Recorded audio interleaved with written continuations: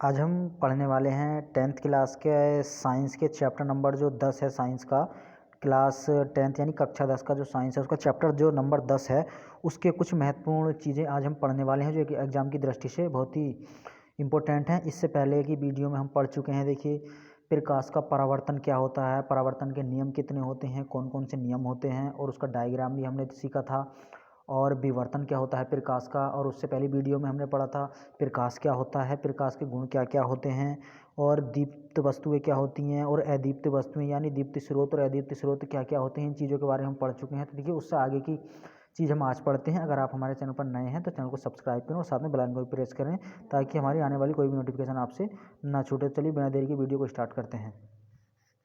देखिए, प्रतिबिंब आज हम पढ़ने वाले हैं। देखिए, प्रतिबिंब क्या होता है। तो देखिए, प्रतिबिंब के बारे में जान लेते हैं। पहले देखिए, जब किसी वस्तु को दर्पण के सामने रखा जाता है तो दर्पण में उसकी आकृति बन जाती है। दर्पण में बनी आकृति को ही वस्तु का प्रतिबिंब कहते हैं।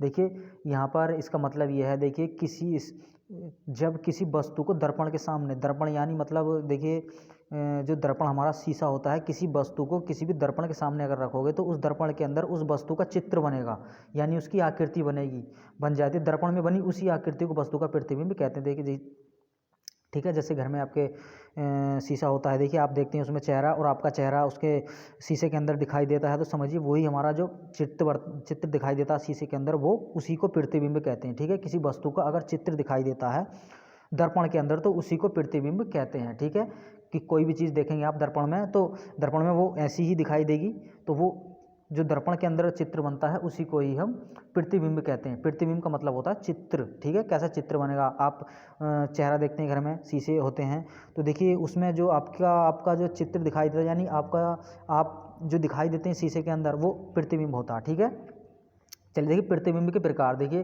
प्रतिबिंब कितने प्रकार के होते हैं। देखिए, प्रतिबिंब जो होते हैं हमारे वो दो प्रकार के होते हैं। ठीक है, यहाँ से आपसे पूछेगा बताइए प्रतिबिंब कितने प्रकार के होते हैं, तो प्रतिबिंब हमारे दो प्रकार के होते हैं। अगर डेफिनेशन पूछेगा प्रतिबिंब की तो आपको ये लिखना है।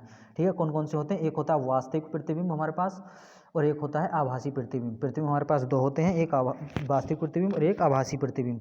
ठीक है, पहले जानेंगे वास्तविक प्रतिबिंब के बारे में, फिर जानेंगे आभासी प्रतिबिंब के बारे में। ठीक है, देखिए पहले जान लेते हैं हम वास्तविक प्रतिबिंब क्या होता है।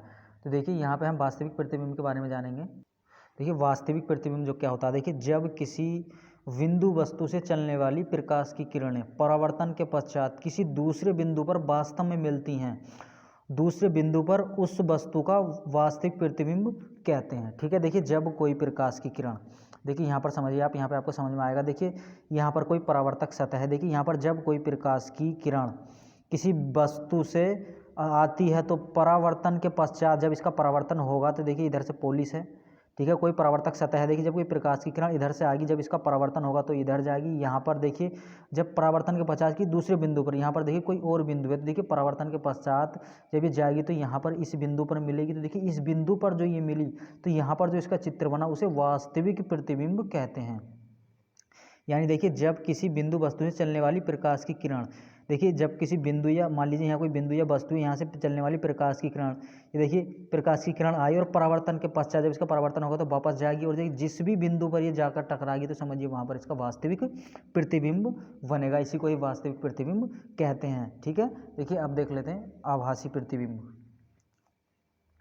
देखिए आभासी प्रतिबिंब क्या होता है। देखिए आभासी प्रतिबिंब के बारे में जान लेते हैं। देखिए, जब किसी बिंदु वस्तु से चलने वाली प्रकाश की किरणें परावर्तन के पश्चात किसी दूसरे बिंदु पर वास्तव में नहीं मिलती परंतु दूसरे बिंदु से आती हुई प्रतीत होती हैं, इस बिंदु पर बने प्रतिबिंब को आभासी प्रतिबिंब कहते हैं। ठीक है, देखिए वास्तविक प्रतिबिंब ये था, आभासी प्रतिबिंब ये है। आपको बहुत अच्छे से समझ में आया वो। देखिए अगर आप चैनल पर नए हैं तो हमारे चैनल को सब्सक्राइब करें और साथ में बेल आइकन को प्रेस करें। देखिए आपको कोई चीज़ समझ में नहीं आई तो हमें कमेंट के माध्यम से बता सकते हैं ताकि उस चीज़ का हम सुधार कर सकें।